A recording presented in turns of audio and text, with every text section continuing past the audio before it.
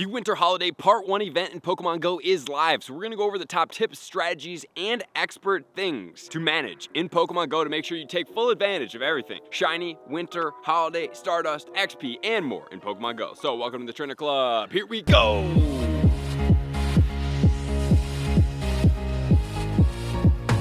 The Winter Holiday has been live from Monday, the 18th at 10 a.m. and that's going all the way until the 25th at 10 a.m. And then on the 25th, we are going to switch over into part 2 of the event, which is also very exciting. But let's focus on part 1 because there's some things that you need to focus on in part 1 if you want some specific shinies that are not going to be available in part 2, and then new shinies available in part 2 that are not available in part 1. So both have weight. And in this event, you are going to choose, which you probably already have, are you going for the XP or are you going for the Stardust? And I obviously have some thoughts on that, but let's continue here. Not only are you getting the 2x catch XP or 2x catch Stardust, the other bonus is going to be increased Stardust and XP when opening gifts. Make sure to open your gifts each and every day. Not only does it help your ball count, it's going to give you a little bit extra Stardust, a little bit extra XP, and it's going to get you potentially lucky friends and more XP from opening and interacting with friends. And obviously, Citadel and Cititan are going to be debuted in this event. So without further ado, let's get into our top tips, starting off with the spawns.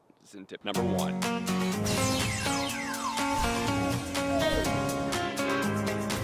The spawns of the event are going to include number 1, Pikachu with the new holiday attire, which does have an evolution all the way into Raichu. So this one obviously does have the shiny. It is going to be a valuable one. I know Pikachu is out very often, but a lot of people love to collect these Pikachus with the shiny form. So if you are able to get multiple of them, good for you. You have great trade leverage, as I talk about in a lot of videos. And just to pay Raichu some homage, it is going to be ranked 117 in the Great League at the IVs of a 0, 15, 14, which then leads us into Alolan Sandshrew. Alolan Sandshrew obviously just did have part of the Calm Day. It does get Shadow Ball as far as its Legacy Community Day move, and is very valuable in PvP. Better ranked as 57 in the Great League for the Shadow, but 74 for the non-Shadow with Shadow Claw, Ice Punch, and Drill Run. IVs are 0, 14, 14 for optimization, and 85 for the Shadow, and 109 for the non-Shadow, and at level 49.5 at a 0, 14, 15 in the Ultra League. The reason why I like this Pokemon is it does charge fast, it does punch hard, but it is double weak to fire, so do be cautious.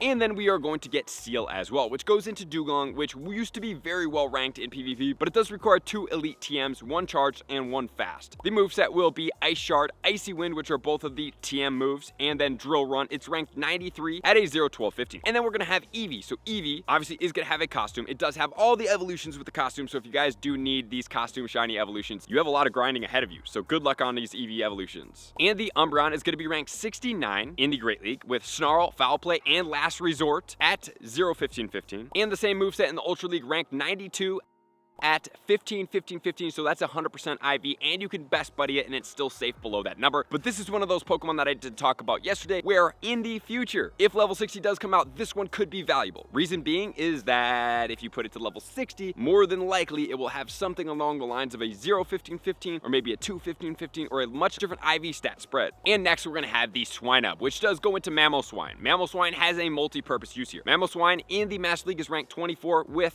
Powder Snow, Avalanche, High Horsepower, optimized moveset. Not only that, Shadow Mamoswine, extremely valuable in the game as a meta attacker, so that is something that you're going to have to look for 2 for the price of 1, and with High Horsepower in the ground category, it's extremely valuable, so this is a great budget counter here. Very valuable Pokemon. And the Calm Day move of Ancient Power is totally irrelevant on it in every regards, so you don't even need to worry about that. And then next, we're going to have 2 holiday Pokemon. We have the Holiday Stantler and the Holiday Spheal. Okay, so these Pokemon will not have shinies in the second part of the event with the costumes. So the costumes are going to disappear for the second half, and we're going to add in the Psyduck and the Shiny Vanillite. But if you do want these costumes, now is the time to grind for them. And as far as the Walrein in the Ultra League, ranked 44 with Powder Snow, Icicle Spear, and Earthquake. So 2 Calm Day moves on this Pokemon at a 0, 15, 15. And then in the Master League, it's going to be ranked 85. And then we're going to have the Galarian Darumaka. So this one is going to eventually go into the Zen mode. I'm not sure exactly how that's going to work in this specific game, but once it does, it's extremely valuable. This is also a very strong Ice type attacker, but it's also glassy at the same time. Then we are also going to get the Cryogonal, cool Pokemon, new shiny. If you didn't get the shiny during the research day, now would be a great time. And then next, we are also going to be getting the Bergmite. Bergmite, cool Pokemon, does go all the way into Avalugg. There was a Hisuian Avalugg that we did have the raid day. This one is going to be ranked 61 in the Master League. Or if it is the Hisuian version, which it cannot evolve into, it's going to be a 21. But for this one, it's Ice Fang, Body Slam, and Avalanche. And then let's not forget about Citadel going into Cititan, which is the brand new Pokemon debut. In the Great and the Ultra League, it's going to be in the 200s Delibirds, but in the Master League, it's going to be ranked 75 with Ice Shard, Avalanche, and Body Slam. So maybe a Pokemon that you do consider using, but just remember that the Ice Shard does charge a little bit slowly. And then finally, if you are lucky, you can get a Sneasel, you can get a Piloswine. Piloswine is great because it's got boosted Stardust. And finally, the beautiful shiny of the Amora, which is going to go into Aurorus, and that's going to be well ranked in the Great and the Ultra League. Ranked 71 for Powder Snow, Weather Ball in the ice form obviously, and Meteor Beam at a 0, 12, 13. But as far as the Weather Ball, you don't need to worry about this specific one. This one will have the ice. And then in the Ultra League, rank 40 at a 0, 15, 15. So that's going to be everything to do with the spawns, guys. Get out there, hunt the costumes, get the brand new Citadel, enjoy yourself. And if you guys want, remember, guaranteed XL candy for regardless of the trade distance, so take full advantage of getting all of the XL candy for the ice type Pokemon, and make sure to have a Mega level 3 ice Pokemon whenever you're hunting, because it will obviously get you all of the XL candy and regular candy that you do need in Pokemon Go, which then leads us to tip 2.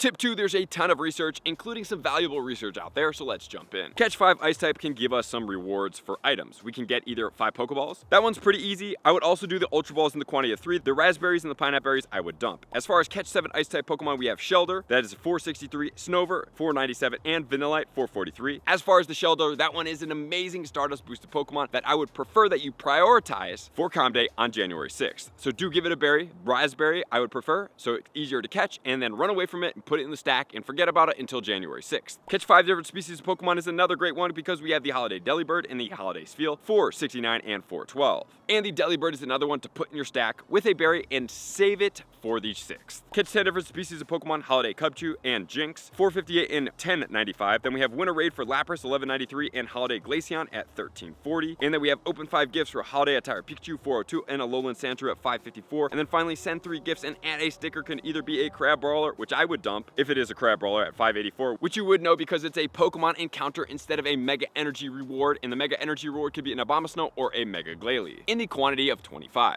And then the Winter Wishes, catch 5 Pokemon for an ice type lure, spin 3 Pokestops or gyms for the Pikachu encounter, power up Pokemon 5 times for a Silver Pineapple Berry for 500 Stardust and 500 XP.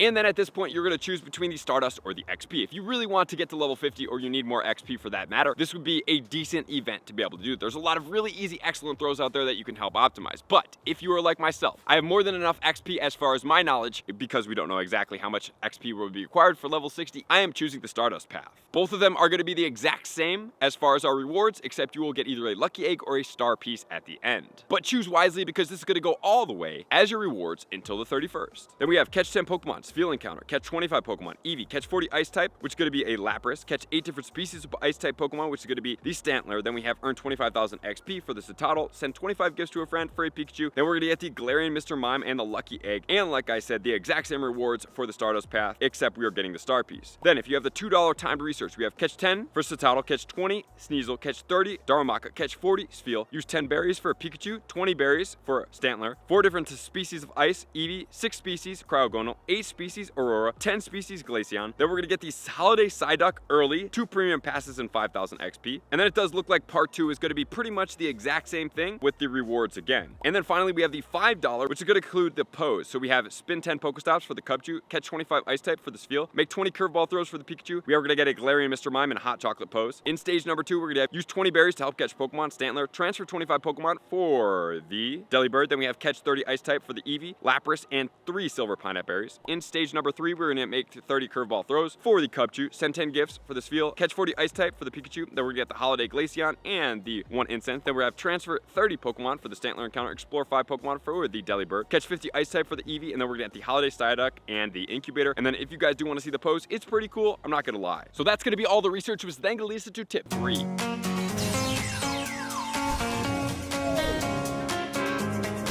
Tip 3, let's focus on some raid battles. In the 1-star raids, we're going to be featuring Pikachu with the costume, Alolan Sandshrew, we are going to feature Citadel, we are also going to be featuring the Spheal with the costume, and the Crab Brawler. I'm not sure what the obsession is with Crab Brawler here in raids, in research tasks, and other things like that. It doesn't even have a shiny form, but hey, I guess Pokemon Go has their favorite Pokemon. This seems to be one of them that just keeps on popping up for whatever reason. In the 3-star raids, we're going to be getting Dugong, we're going to be getting Lapras, we're going to get Holiday Stantler, and then one of the Pokemon a lot of people do raid for is the Holiday Glaceon, but just remember that's also in the field research. In the 5-star raids, we are starting off with Kyurem form, and then eventually we're going to switch into Regigigas at 10 a.m. on the 23rd. And then also we are with the Mega Abomasnow, and then that will switch over into the Mega Glalie at the 23rd at the 10 a.m. time as well. So make sure to get after that, and don't forget that we still have the Shadow Zapdos, which I do need the shiny, so I'm reminding myself at the same time right now. And let's not forget that we do have some Pokemon showcases going on. Just remember, guys, you guys do get some great premium items when you do win these. If you want a little bit of tip how to win them, go to a little bit more remote areas to have a little bit less competition, or grind really hard and hopefully get lucky to take the top spot of the Pokemon showcases. And then let's not forget, on the 19th, which is Tuesday, tonight we are going to have the Snorunt Spotlight Hour. And just a reminder that Frostlass is a decent Pokemon.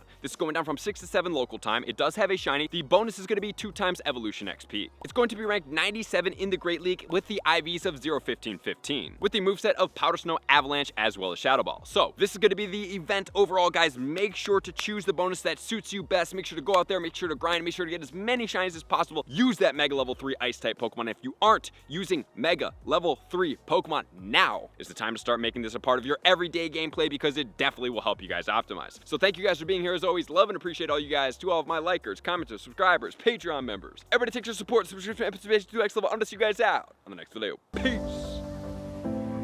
I want to take this time to thank everybody who supports me in every facet. It means the world to me, and an extra special thank you to all my Patreons. I greatly appreciate the extra support to continue to allow me to pursue Pokemon Go full time, allowing me to create my daily video uploads in the most timely fashion for everyone's benefit.